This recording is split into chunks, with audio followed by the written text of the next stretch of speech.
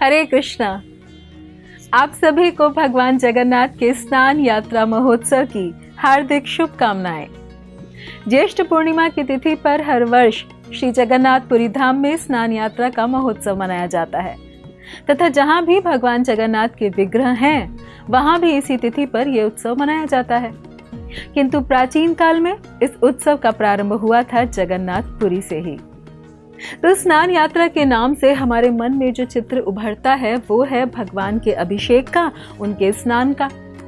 तो ये तो होता ही है, परंतु ये दिन अत्यंत विशेष इस कारण से है क्योंकि ये जगन्नाथ भगवान का जन्मदिन है। दूसरे शब्दों में इसी दिवस पर भगवान जगन्नाथ प्रकट हुए थे। अब वैसे तो हम सभी जानते हैं कि भगवान का कोई जन्मदिन नहीं हो सकता क्योंकि वे अजन्मे हैं, शाश्वत हैं, नित्य हैं, किंतु तो भी हम उनका जन्मदिन मनाते हैं क्योंकि वे प्रकट होते हैं हमारी इस भौतिक सृष्टि में और लीला करते हैं। इसी तरह से भगवान जगन्नाथ जिस दिन प्रकट हुए थे उस दिन को उनका जन्मदिन माना जाता है, जिसे हम स्नान पूर्णिमा या स्नान यात्रा के नाम से जानते हैं। और भगवान जगन्नाथ जी स्वयं भगवान श्री कृष्ण हैं, किंतु श्री कृष्ण तो भाद्रपद में अष्टमी को अवतरित हुए थे। तो कोई कह सकता है कि फिर आज जगन्नाथ जी का जन्मदिन कैसे हुआ यदि जगन्नाथ जी श्री कृष्ण ही हैं? तो भगवान जगन्नाथ और श्री कृष्ण में कोई अंतर नहीं है। फिर भी भगवान जगन्नाथ का रूप अत्यंत ही विशेष है और इस विशेष रूप में प्रकट होने के लिए जो प्राकट्य दिवस है वो है स्नान पूर्णिमा, अर्थात जिस दिन पर भगवान श्री कृष्ण जगन्नाथ भगवान के रूप में प्रकट हुए वो ज्येष्ठ पूर्णिमा का दिन है। भगवान श्री कृष्ण की लीलाएं अनंत हैं और वैसे ही उनके भक्त भी। वह उन भक्तों में भी भक्त शिरोमणि हैं ब्रज की गोपियां जिन्हें भगवान श्री कृष्ण सदैव स्मरण किया करते।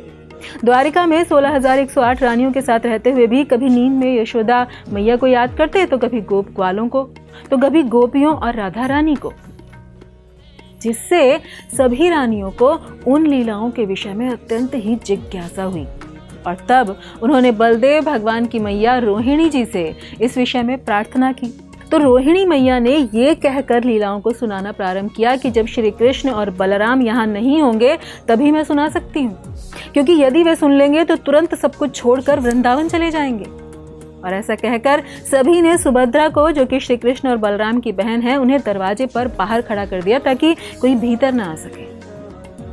तब रोहिणी माता वृंदावन की लीलाओं का वर्णन करती गई। समय बीतता गया। उधर सुभद्रा देवी भी उन लीलाओं को सुनकर इतनी भाव विभोर हो गई कि उन्हें पता ही नहीं चला कि कब श्री कृष्ण और बलराम उनके समीप आकर खड़े हो गए थे। तब उन अति प्रिय वृंदावन की लीलाओं को श्रवण कर भगवान श्री कृष्ण, बलदेव व सुभद्रा इतने आनंदित, भाव विभोर और विस्मित हुए कि उनकी आंखें फैल गईं, मुंह खुला रह गया और अन्य अंग जड़ होकर शरीर में प्रवेश कर गए। और इस प्रकार श्री कृष्ण जगन्नाथ बन गए। देवर्षि नारद ने जब भगवान के इस महाभाव प्रकाश, इस अद्भुत रूप के दर्शन किए तो उन्होंने भगवान से विनती की कि वे संपूर्ण विश्व को इस रूप के दर्शन का सौभाग्य प्रदान करें। तब स्कंद पुराण में ये कथा आती है जो बहुत विस्तृत है, किंतु हम संक्षेप में ही कहेंगे कि राजा इंद्रद्युम्न ने देवर्षि नारद की ये इच्छा पूरी की। तब भगवान राजा इंद्रद्युम्न के स्वप्न में आकर कहते हैं कि हे राजन, ज्येष्ठ माह की पूर्णिमा तिथि में मेरा जन्म होता है, इसलिए उस दिन मेरा अभिषेक कर मेरा पूजन अर्चन करो। तभी से राजा इंद्रद्युम्न ने उस दिन से स्नान यात्रा पर्व का आयोजन प्रारंभ किया।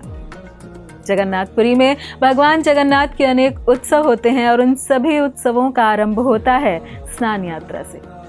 इस दिन भगवान मंदिर से बाहर आते हैं और पुरी में भगवान के प्रसाद के लिए प्रसिद्ध आनंद बाजार के निकट एक ऊंचे स्थान स्नान मंडप में भगवान को स्नान कराया जाता है, क्योंकि भगवान का आदेश था कि मुझे ऐसे स्थान पर स्नान करवाना जहां पर न केवल देवता बल्कि पृथ्वी के लोग भी आसानी से मुझे देख सके।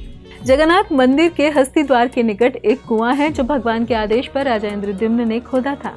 स्कंद पुराण के अनुसार ज्येष्ठ पूर्णिमा के पहले दिन विश्व के सारे तीर्थों का जल उस कुएं में प्रवेश करता है, जो कि वर्ष भर बंद रहता है, परंतु ज्येष्ठ पूर्णिमा के एक दिन पहले उसे खोलकर उसे साफ करते हैं और 108 मटकों में पानी भरकर रखते हैं और उसमें कपूर, चंदन, अत्यंत सुगंधित तेलों को डालकर उसके ऊपर श्रीफल रखा जाता है और फिर रात्रि को उन्हें अधिवास गृह में रखा जाता है तथा फिर अगले दिन भगवान को स्नान मंडप में लाते हैं। तो जगन्नाथ जी, बलदेव व सुभद्रा को उन घड़ों के जल से स्नान कराया जाता है।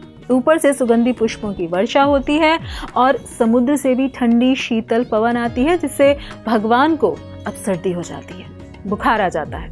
और स्कंद पुराण के अनुसार ही भगवान ने राजा इंद्रद्युम्न से कहा था कि अब मैं 15 दिनों तक दर्शन नहीं दूंगा, जिस अवधि को अन्नावसर कहते हैं।